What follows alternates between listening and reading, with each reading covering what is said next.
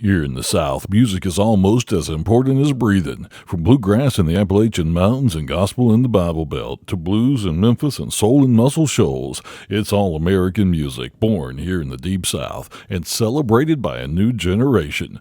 Welcome to Southern Fried Music TV. 2, 3, 4.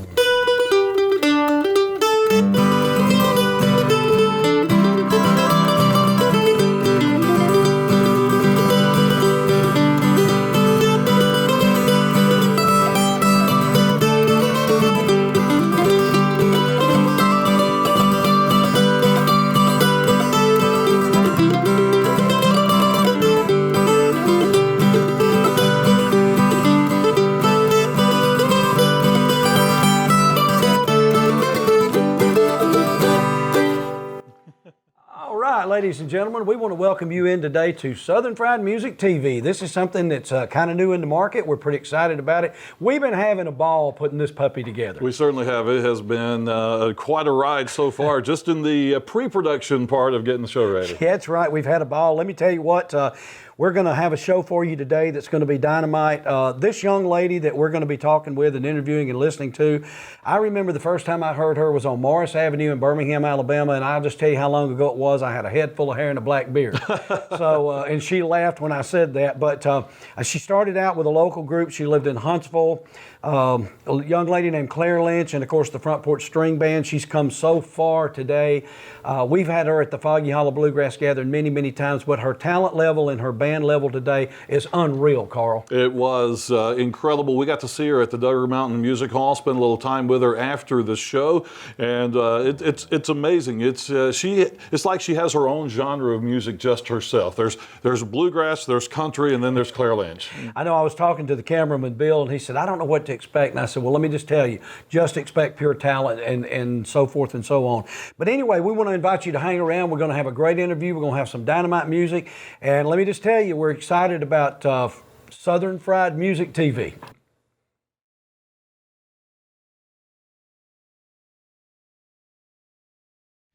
Well, folks, I'm excited to be here today. This is not only a wonderful person to be talking to, a tremendous musician, but what I consider to be an old-time friend. That's right. We've been around together for a long time, and I want to talk about the early years first, Claire. First time I saw you perform. Are you ready for this? You must have been about 8. It was Morris Avenue in Birmingham, Alabama. Yeah, Oak Street Banjo Parlor. Oak Street Banjo Parlor. Then I graduated to Horsepens 40 and Brushy Creek. Yes. Oh, my goodness. Indeed. Those were some stalwart festivals in Alabama. They were huge. Everybody had a lot of good times. Those were, I think that I read somewhere that when you're, okay, you came from New York to Alabama, when? When I was 12. Do you want to know what year? No, not at all. And I know better than to ask a lady that. But so then as you became a teenager, I think that's when you kind of fell into the festival rap, and that's where you got into bluegrass, right? Tell me a little bit about that. Well, I guess I was 18 or 19, something like that. And the University of Alabama in Huntsville had a Spring Fest, a little campus festival, music festival. And there were some old friends of mine from high school that were, playing in a bluegrass band. I just went, I loved it right off the bat. Of course, the McLean family band was also playing on that concert. Well, that might add a little bit to it, right? Banjo. I was like, oh, I can't believe this. I mean, I just sat down on the ground and just, dropped my jaw. Yeah, that was mighty fine talent, and there's been a lot of talent come out of Alabama over the years. We're very fortunate, and but now I'm going to move up a little bit. I got to see you all those years in different places. We started at Foggy Hollow in 1992. Correct me if I'm wrong, but that was pretty close to about the time you moved to Nashville. Huntsville. Sorry. Yeah, no, I remembered you being in Huntsville, but I was thinking at that point you had moved to Nashville. No, so when did you make that big move? Ooh, about 2007. Oh, well, see, I'm good at that. I'm really good at years. Okay. Well, all I know is about that point right there you're talking about, you were doing pretty well, but your career just took off like a rocket. Yeah. Now, I was in Nashville a lot, Okay, maybe that's what I'm thinking. I started writing for a publisher on Music Row, and so I went up there and wrote a lot. Spent a lot of time recorded up there, huh? Mhm. Back and forth. Well, now, at some point along the way, you met some blonde named Dolly, Yeah. and I think you spent a little bit of time with her. Is that right? Yeah, she did a couple of bluegrass albums in the early 90s. And she asked me and a lot of other chick singers to sing harmony on her bluegrass albums. You know, we were all bluegrass girls. Well, that's and good. and I got to tour with her. She did Yeah. promotional touring, and she asked me to find a singer that I wanted and come on the road. So. Well, I think that's awesome. I do know she's paid you quite a compliment. She says you have one of the sweetest, prettiest voices in the music industry, and I agree with her on that. That's a big one. It is, and but I think she's a precious lady. The thing I like about Dolly is the only thing that ever changes is her hair. That's right, honey. She's the same all the time. You know, one thing I've always admired about you, I see, I've always said this about Doyle Lawson, and I've said this about several other bands, but I've never seen you change band members and lose a step. You always bring talent into the band. Well, I've just been lucky. I don't know if I'm a musician magnet or what. I've been really, really lucky. Well, you've had some phenomenal musicians, and you've used a lot of young folks too. Yeah, of late, you know. Of late, I think it's because I'm older and they're just a normal musician age. Well, we were there once. Yeah, I remember that. Ready?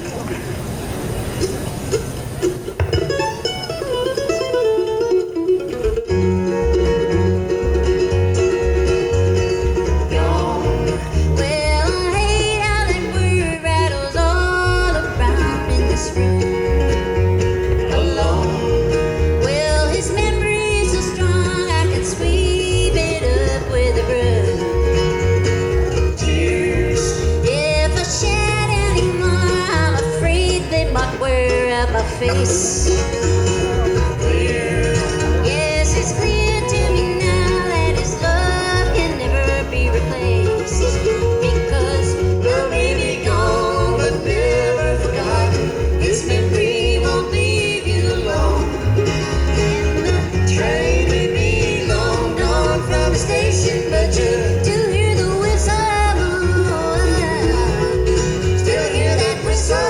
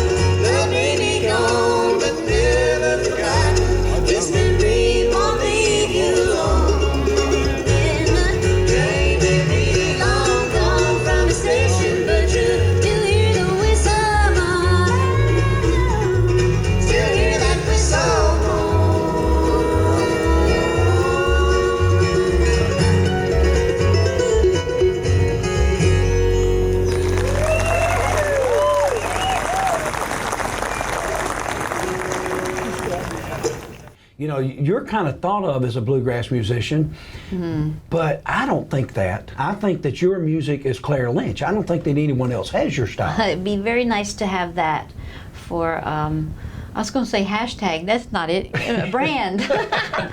Well, it is I got hashtag. Twitter brand. on my mind. That's my goal actually, is to be for my brand to be Claire Lynch, you know. But I had my comeuppance in bluegrass. That's the community that gave me a platform. Well, I'm ever indebted, really. Well, and I understand that, and you know what it is. We still use the instruments. I was just telling someone this story today. They were talking about having heard your set just now. That they said, well, you know, that's not what I expected. And I said, what a lot of people don't realize is, we can take the music of the '40s, but it doesn't sound the same today when we do it. And there's a lot of great bands out there. And you did a couple of songs today that bring that modern day sound to the bluegrass. And I think that's what's made it popular with the young people. Do you? Yeah, I do. I think that they think that the acoustic element is cool. Yeah. You know, I did. Man, when I saw that you could play entire band sound in the woods, you know, around a campfire at a festival, I was like, wow, this is great. You know, That's really what I've fun. always said. The great thing about bluegrass is you don't have to have electricity. Yeah, remember John Hartford's song? You don't have an amp and it don't plug in. Well, bluegrass has come a long way, and we're tickled to death to be with you today. We're going to take a real short break and come back and talk about a little bit more modern times. We'll be right back with Miss Claire Lynch.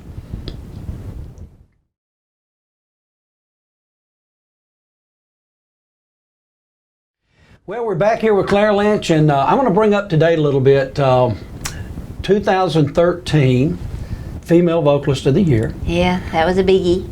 I imagine. International Bluegrass Music Association, which we refer to as the IBMA. And then in 2014, Song of the Year. Yeah, that was even bigger for me. Well, 2 years back to back. That says a lot for what you've invested and what you've done, and the audience that loves you. Tell us a little bit about that song. Dear Sister. Yeah. Well, I have a co-writer on that, and she's from Alabama too. Yeah. Her name's Louisa Branscombe, and she had a great aunt in Union Springs, Alabama, who had 4 brothers who fought in the Civil War, and they wrote letters home to their sister, and the sister saved the letters, and in the 1980s they found the letters. Wow. The family found the letters. They didn't know they existed, and they loved them so much they compiled them into a book. And you know, those letters are now in the Archival Museum in Montgomery. The That's originals. awesome. Yeah. That's awesome. So anyway, Louisa came to me and she says, I've got a wonderful idea for a Civil War song. And so we wrote it, and you know, we got through, and I stood up and I said, we got something here. We really do. Just You a could tell. feeling, huh? Oh yeah, you could tell. It just breathed. It's beautiful.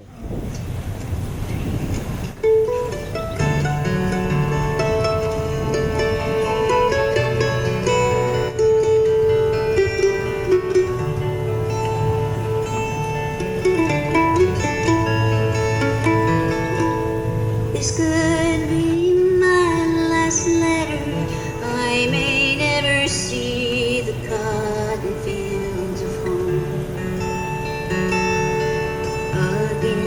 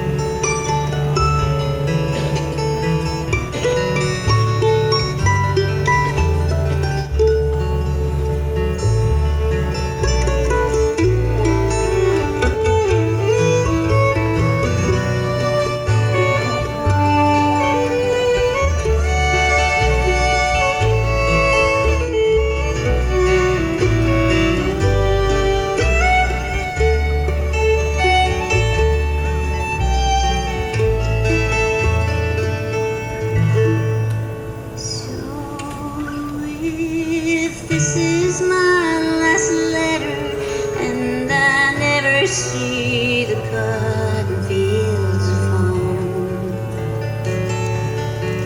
again. And if I fall here at Stones River, I know that God will bear away my soul to be with Him. And I'll wait for you there, where all is bright and fair, where the light of His face outshines the blue and gray, where all of humankind, yes, every man will find his home, sweet home.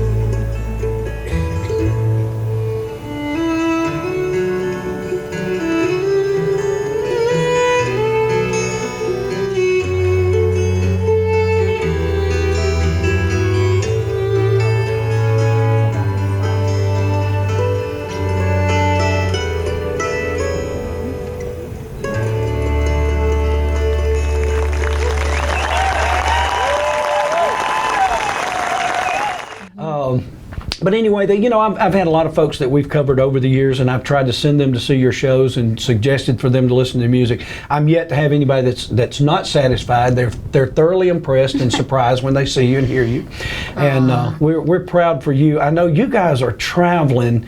You really need a helicopter. Yes. It'd be nice to have a bigger vehicle, even. I need a sponsor. Anybody out there? But I mean, you named cities today that are just, good gracious alive, you're covering the states. Yeah. We're going up the East Coast this week. We'll be out for 21 days. Wow. And we'll end up in Michigan. So we're going. Well, the along- snow's gone. Yeah. You Oh, it's hope anyway, beautiful right? up there, really, along on the lakes and stuff. It's gorgeous. Real quickly, tell me a little bit about your band members. Oh, well, yeah. Well, Mark Schatz, Yeah. who is Big actually dog. he's one of the big dogs. He's the A-lister. And I can't believe it, that he's been with me almost 7 years now. Wow. And he just likes the music. So, He's a good guy. He's a wonderful man. He's a mensch. And a fabulous bass player. And Yeah, he really is. showman. And a dancer. Yeah, he's a great dancer. He's a professional clogger. Yeah. If there is such a thing, I guess so. Well, there is now. Make money doing that. Yeah.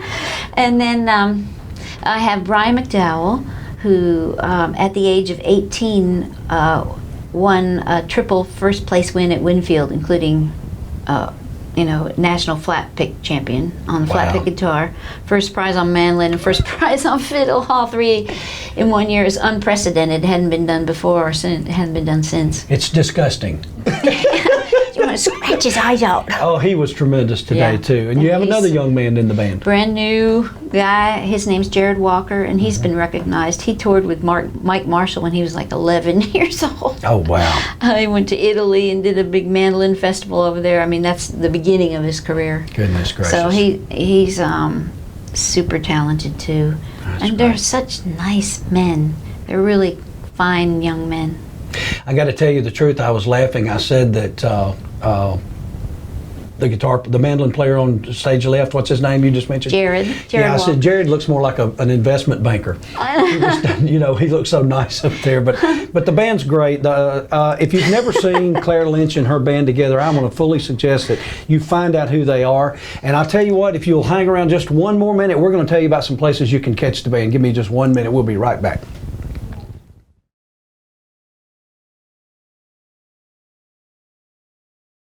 Claire, thanks for taking time to be with us today. Great show. Looking forward to it. Hope that all of our watching and viewing audience out there is going to find out who Claire Lynch is all about, what's That's right. going on. Y'all come to the website, ClaireLynch.com.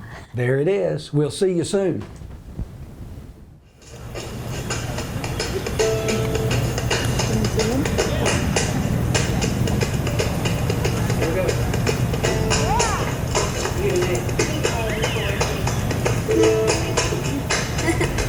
That's really good, Mark. Thank you. You're I welcome. do this all day. I want to live on buttermilk road.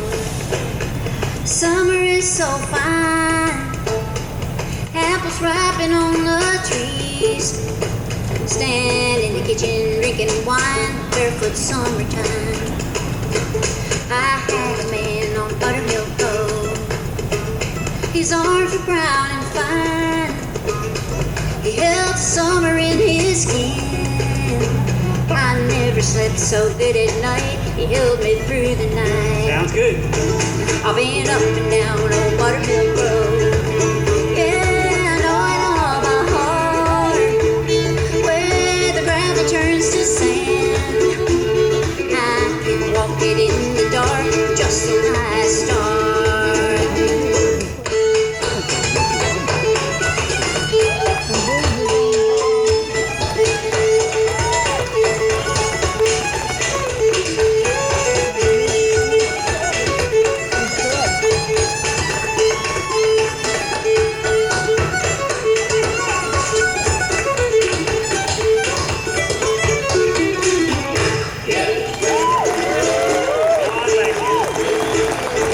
Supper time on Buttermilk Road. Well, you ask me what I find down those roads so far from here. The hands and the faces look like mine. They look just like mine.